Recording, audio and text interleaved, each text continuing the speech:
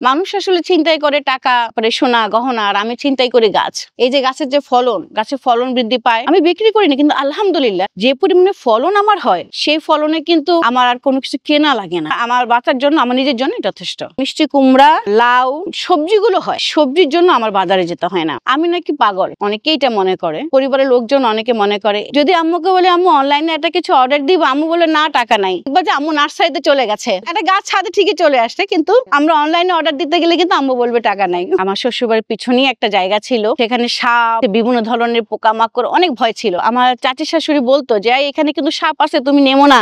স্বপ্ন তো কোনো কিছুকেই বাধা মানে না, যেটা বলি। ওখানে আমি প্রচুর চিচিঙ্গা গাছ লাগালাম, চিচিঙ্গা, মিষ্টি কুমড়া, অসাধারণ ফল হয়েছে। মনে হলো আসলে প্রকৃতি মনে হয় মানুষকে ফেরায় না, প্রকৃতিকে দিলে বা প্রকৃতির জন্য করলে মনে হয় সেটা ফিডব্যাক পাওয়া যায়। আমার কাছে মনে হয়েছিল স্বপ্ন মনে হয় সত্যি হলো। তো আমি প্রথমে পেয়ারা গাছ দিয়ে শুরু করলাম। যখন একটা পেয়ারা গাছ লাগালাম, বড় কথা পেয়ারা দেখলাম কি সারা বছর হয়। সারা বছর যখন হয় তখন এটার প্রতি আর ভালোবাসা বাড়তে লাগলো। অর্থাৎ আমি সারা বছরই ফল পাচ্ছি। এমন কোনো দিন নাই যেদিন আমি একটা করে পেয়ারা খাই না। পরিবার সবাই বলে স্বার্থপর, তুমি নিজে করো, নিজে খাচ্ছ। পেয়ারা দেখার পর আমি নিজে কন্ট্রোল করতে পারি না, আমি নিজে খেয়ে ফেলি। আমার হাজবেন্ড মাঝে মাঝে বলে, আমি যখন ছাদে আসি, আজকে ছাদে না গেলে হয় না, আজকে একটু আমাদের সাথে সময় কাটাও, একটা দিন স্যাক্রিফাইস করো তুমি তোমার ছাদের জন্য, গাছের জন্য। একটা দিনও স্যাক্রিফাইস করতে পারিনি। এনি হাউ আমাকে বিকেলবেলা ছাদে আসতে হয়, নাহলে আমার রাতে ঘুম হয় না। নেশার মতো হয়ে গেছে। পরে একটা গাছ থেকে দুটো গাছ, তিনটা গাছ, চারটা গাছ, এখন ধরতে গেলে আমার প্রায় টোটাল 100টার মতো আমার গাছ আছে। যখন আমরা অ্যাপার্টমেন্টে উঠলাম, অ্যাপার্টমেন্ট তো আমাদের অনেকে ছিল, অনেকে একসাথেই থাকে। তো আমি যখন গাছ লাগালাম, অনেকে অ্যাপার্টমেন্টে অনেকে হয়তো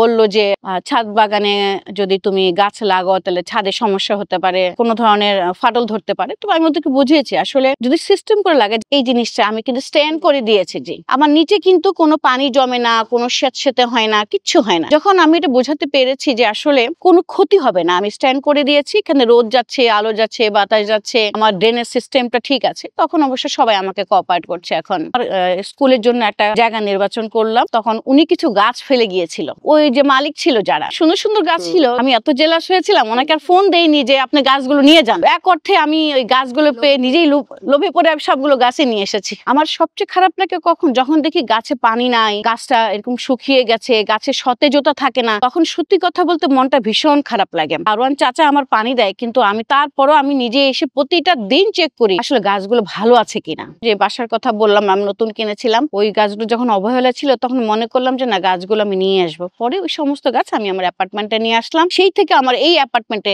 গাছের যাত্রা শুরু। বাগান করব বলে যখন সিদ্ধান্ত নিলাম, আমার হাজবেন্ড তো জানে আমি হচ্ছে বাগান প্রেমী, গাছ পাগল, তো সে আমাকে সুন্দর করে সিমেন্টের ড্রাম করে দিয়েছে যাতে করে প্রচুর গাছ লাগাতে পারি। তখন আমি গাছ কিনেছিলাম প্রায় 38,500 টাকার গাছ কিনেছিলাম। কেনার পর যখন আমার দারোয়ান দেখলো, দারোয়ান বুঝতে পারছি ওনার আসলে লেখাটা কি হবে, 3800 নাকি 38,500। পরে যখন দু একজনকে ডাকলো, দেখলো যে 38,500 টাকার গাছ কিনেছি আমি, তখন অবাক হয়ে গেল যে পৃথিবীতে মনে হচ্ছে এটা একটা অসাধারণ ঘটনা। কারণ মেয়েরা কি কিনে, জামা কাপড়, তারপরে হচ্ছে স্নো পাউডার কিনে, আর আমি কিনে গাছ।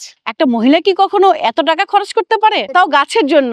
এলাকায় ছড়িয়ে গেছে। সবাই ফোন করে বললো যে আপু একটা তো ঘটনা ঘটে গেছে। কি ঘটনা ঘটে গেছে? তুমি নাকি 38,500 টাকার গাছ কিনেছো। আমি বলছি হ্যাঁ। বলে কি, এই তো এলাকায় ছড়াই গেছে। যারা আমরা গাছ কিনি, দিন শেষে আমাদের যে একটা বাজেট থাকে, সংসারের বাজেট, অনেক সময় এই বাজেট থেকেও আমরা গাছ কিনে ফেলি। আজকে 29 তারিখ, 30 তারিখ, মাসের শেষ দিন, বাজারের টাকা হয়তো ব্যাগে খুব একটা নাই, কিন্তু গাছ দেখলে আর সামাল দিতে পারি না। ওই দেখা যাচ্ছে ওই টাকা দিয়েও গাছ কিনে ফেলি। রাতে যখন ঘুমোতে যাই, চোখটা বন্ধ করি, তখন মনে হয় এই গাছটা থেকে এই ফল পাবো, এই গাছটাকে যত্ন করতে হবে, এই গাছটাতে সার দিতে হবে। কিছু কিছু গাছ আমি ছাদে ফ্রি করে দিয়েছি, যেমন অর্বরী। অর্বরী তো পা থেকে মাথা পর্যন্ত হাজার হাজার অর্বরী ধরে। অর্বরী গাছ হচ্ছে ছাদে ফ্রি, যে উঠবে সেই খাবে। প্রতিদিন যে পরিমাণে আলু, পটল, বেগুন, স্পেশালি ডিম খায়, তার তো কোনো তুলনা নাই। সবকিছু আমি শুকিয়ে সুন্দর করে আমি গাছের গোড়ায় দিয়ে দেই। খুব একটা বেশি সার লাগে না।